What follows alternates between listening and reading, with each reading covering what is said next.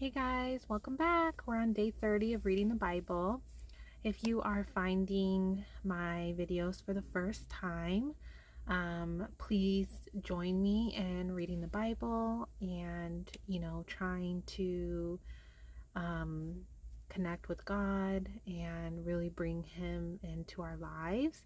The reason I started doing all of this was because um, for years and years and years now, I've been trying to make positive changes in my life, eat better, take care of myself better, get past my childhood trauma, um, you know, uh, break through, the pain and the trauma that's been there and appreciate life for what it is and see the blessings that I have. And, um, I feel like I've always just been like stuck in this toxic cycle, um and then this year I've been getting a lot of like signs about God and Jesus and the Bible and just really just all kinds of stuff, and I've never given it a chance. And I feel like this was that time where it was time to give it a chance, because I've met so many people, which I'm sure you've met at least one person in your life there where they had a hard time in their life and then they are doing better now, and they said that Jesus saved them, that they're closer with Jesus now, and they found God again and all of that stuff. And like me, I used to be like, that's weird, or just brush it off, or I make fun of them, or just be like, oh, whatever, roll my eyes. But let me tell you, like, as soon as I actually made the choice to try and start praying and try to read the Bible and try to let God into my life and just asked Him to help me, I've been making a lot of positive changes in my life, and I really just want to share that with others. That was the whole reason I started my YouTube channel in the first place, was to find a way to help others, inspire others, to help others not feel alone, to help, make positive changes, to help others, while on my journey, to have better, fulfilling, happier lives. Because I feel like so much right now, everyone is just living in anxiety and stress and depression and overwhelmness and just everything that's going on in America and in the world and, on social media. And I just feel like we're all so stressed and anxious all the time, and we don't know what to do about it. And so I've been on this journey to try and figure out what to do, how to help, what changes to make. And I feel like now that I'm letting God into my life and I'm making Him a priority, and praying and reading His Word every day and going down this path, I feel like He's really been helping me. And um, I'm not saying like God's gonna fix everything, like He's gonna just snap His fingers and I'm gonna wake up tomorrow and my life's gonna be great. But I feel like having Him is helping me make the changes that I need to make. Eating healthier, making more positive changes, getting exercise, being more present, opening my eyes to the blessings that I already have in my life, and not just waiting for the things that I want, that are actually things that I don't need. And then also opening my eyes to all the, ways that the enemy, the Satan and his demons get a hold on us through everyday life. He's been opening my eyes to that as well. And I don't know, guys, I just feel like if you're finding this video, I just really hope that if you're having a really hard time in your life and you want to try something new, um, try this with me. Try reading the Bible with me. Try praying with me. Try bringing God into your life with me, and just give it a try. I mean, it's free. It just costs a little bit of your time, and you never know. It might help you. So if nothing else has been working for you, give this a try, because like I said, it doesn't cost you anything but some of your time every day, and you know you never know where it will take you. And if it doesn't work for you, then so be it. But you never know. So Like I said, if everything in your life that you've been trying so far is not working and not helping, um, you know, try this with me. Let's do this together. I'm not gonna lie, guys. We're still a little bit on the uneventful slash boring part of the chapters of Exodus still. But you know what? Everything in the Bible is important. So we're just going to keep chugging along. So let's get started with today. And we only have 2 more days of Exodus. So we're almost done. All right, guys, let's get going. Bezalel constructed the altar of burnt offering from acacia wood. It was square, 7.5 feet long, and 7.5 feet wide, and was 4.5 feet high. He made horns for it on its 4 corners. The horns were of one piece with it. Then he overlaid it with bronze. He made all the altar's utensils, the pots, shovels, basins, meat forks, and fire pans. He made all its utensils of bronze. He constructed for the altar a grate of bronze mesh under its ledge, halfway up from the bottom. He cast 4 rings at the 4 corners of the bronze grate as holders for the poles. He made the poles of acacia wood and overlaid them with bronze. Then he inserted the poles into the rings on the sides of the altar in order to carry it with them. He constructed the altar with boards so that it was hollow. He made the bronze basin and its stand from the bronze mirrors of the women who served at the entrance to the tent of meeting. Then he made the courtyard. The hangings on the south side of the courtyard were of finely spun linen, 150 feet long, including their 20 posts and their 20 bronze bases, with silver hooks and silver bands for the posts. The hangings on the north side were also 150 feet long, including their 20 posts and 20 bronze bases. The hooks and bands of the posts were silver. The hangings on the west side were 75 feet long, including their 10 posts and their 10 bases, with silver hooks and silver bands for the posts. And for the east side, toward the sunrise, 75 feet long. The hangings on one side of the gate were 22.5 feet, including their 3 posts and their 3 bases. It was the same for the other side of the courtyard gate. The hangings were 22.5 feet, including their 3 posts and their 3 bases. All the hangings around the courtyard were of finely spun linen. The bases for the posts were bronze. The hooks and bands of the posts were silver, and the plating for the tops of the posts was silver. All the posts of the courtyard were banded with silver. The screen for the gate of the courtyard was made of finely spun linen, expertly embroidered with blue, purple, and scarlet yarn. It was 30 feet long, and like the hangings of the courtyard, 7.5 feet high. It had 4 posts with their 4 bronze bases. Their hooks were silver, and their top plating and their bands were silver. All the tent pegs for the tabernacle and for the surrounding courtyard were bronze. This is the inventory for the tabernacle. The tabernacle of the testimony that was recorded at Moses' command. It was the work of the Levites under the direction of Ithamar, son of Aaron the priest. Bezalel, son of Uri, son of Hur, of the tribe of Judah, made everything that the Lord commanded Moses. With him was Aholiab, son of Ahisamach, of the tribe of Dan, a gem cutter, a designer, and an embroiderer with blue, purple, and scarlet yarn and fine linen. All the gold of the presentation offering that was used for the project and all the work on the sanctuary was 2,193 pounds, according to the sanctuary shekel.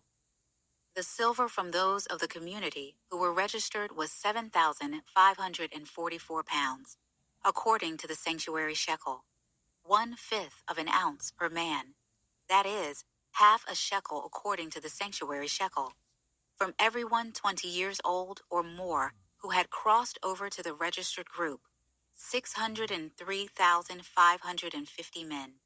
There were 7,500 pounds of silver used to cast the bases of the sanctuary and the bases of the curtain. 100 bases from 7,500 pounds, 75 pounds for each base. With the remaining 44 pounds, he made the hooks for the posts, overlaid their tops, and supplied bands for them. The bronze of the presentation offering totaled 5,310 pounds. He made with it the bases for the entrance to the tent of meeting, the bronze altar, and its bronze grate, all the utensils for the altar, the bases for the surrounding courtyard, the bases for the gate of the courtyard, all the tent pegs for the tabernacle, and all the tent pegs for the surrounding courtyard. They made specially woven garments for ministry in the sanctuary, and the holy garments for Aaron from the blue, purple, and scarlet yarn, just as the Lord had commanded Moses. Bezalel made the ephod of gold, of blue, purple, and scarlet yarn, and of finely spun linen. They hammered out thin sheets of gold, and he cut threads from them to interweave with the blue, purple, and scarlet yarn, and the fine linen in a skillful design. They made shoulder pieces for attaching it. It was joined together at its two edges. The artistically woven waistband that was on the ephod was of one piece with the ephod, according to the same workmanship of gold, of blue, purple, and scarlet yarn, and of finely spun linen, just as the Lord had commanded Moses. Then they mounted the onyx stones surrounded with gold filigree settings, engraved with the names of Israel's sons as a gem cutter engraves a seal. He fastened them on the shoulder pieces of the ephod as memorial stones for the Israelites, just as the Lord had commanded Moses.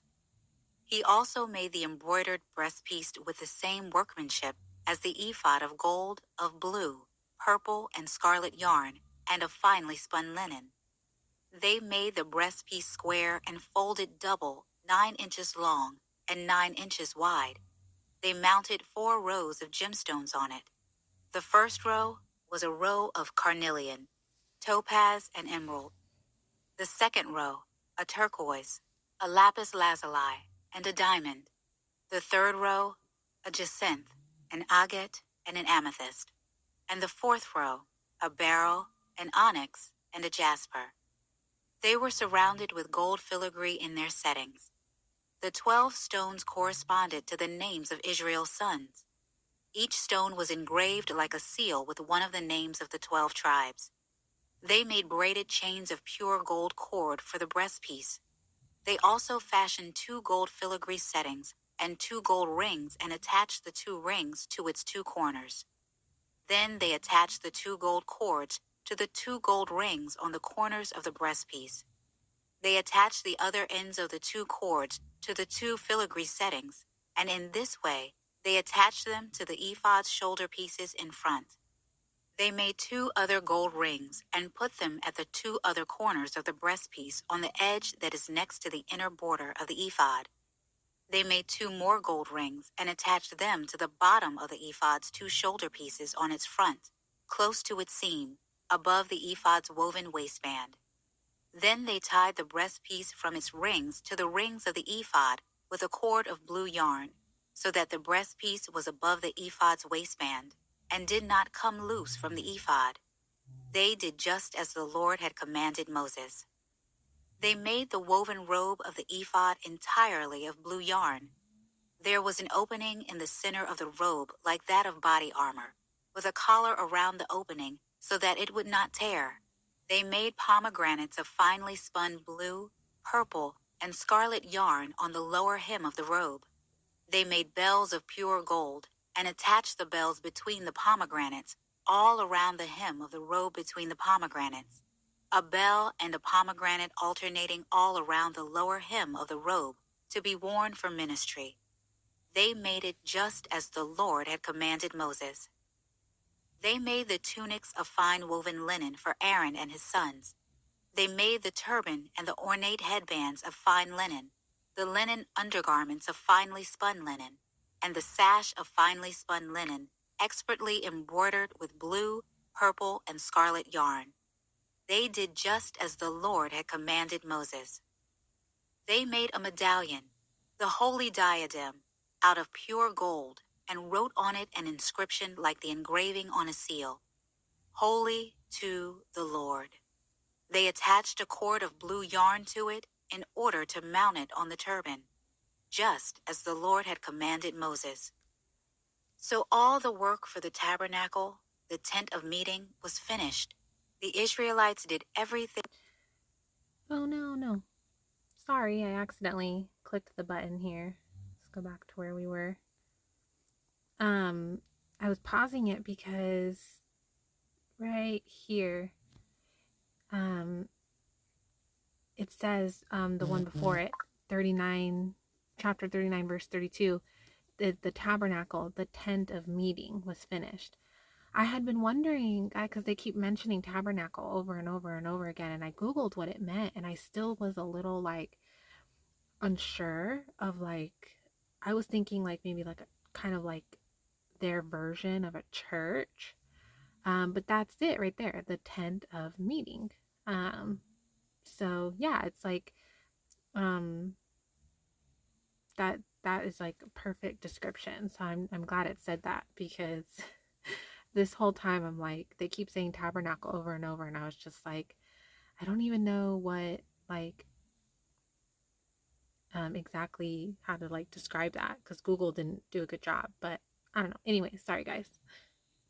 The tent with all its furnishings, its clasps, its supports, its crossbars, and its pillars and bases. The covering of ram skins dyed red, and the covering of fine leather. The curtain for the screen. The ark of the testimony with its poles and the mercy seat. The table, all its utensils, and the bread of the presence. The pure gold lampstand with its lamps arranged and all its utensils, as well as the oil for the light. The gold altar, the anointing oil, the fragrant incense, the screen for the entrance to the tent, the bronze altar with its bronze grate, its poles, and all its utensils, the basin with its stand, the hangings of the courtyard, its posts and bases, the screen for the gate of the courtyard, its ropes and tent pegs, and all the furnishings for the service of the tabernacle, the tent of meeting, and the specially woven garments for ministering in the sanctuary, the holy garments for the priest Aaron, and the garments for his sons to serve as priests. The Israelites had done all the work according to everything the Lord had commanded Moses. Moses inspected all the work they had accomplished. They had done just as the Lord commanded. Then Moses blessed them. The Lord spoke to Moses, "You are to set up the tabernacle, the tent of meeting, on the first day of the first month. Put the ark of the testimony there and screen off the ark with the curtain. Then bring in the table and lay out its arrangement. Also, bring in the lampstand and set up its lamps. Place the gold altar for incense in front of the ark of the testimony. Put up the screen for the entrance to the tabernacle. Position the altar of burnt offering in front of the entrance to the tabernacle, the tent of meeting. Place the basin between the tent of meeting and the altar, and put water in it. Assemble the surrounding courtyard and hang the screen for the gate of the courtyard. Take the anointing oil and anoint the tabernacle and everything in it. Consecrate it along with all its furnishings so that it will be holy. Anoint the altar of burnt offering and all its utensils. Consecrate the altar so that it will be especially holy. Anoint the basin and its stand and consecrate it. Then bring Aaron and his sons to the entrance to the tent of meeting, and wash them with water. Clothe Aaron with the holy garments, anoint him, and consecrate him, so that he can serve me as a priest. Have his sons come forward and clothe them in tunics.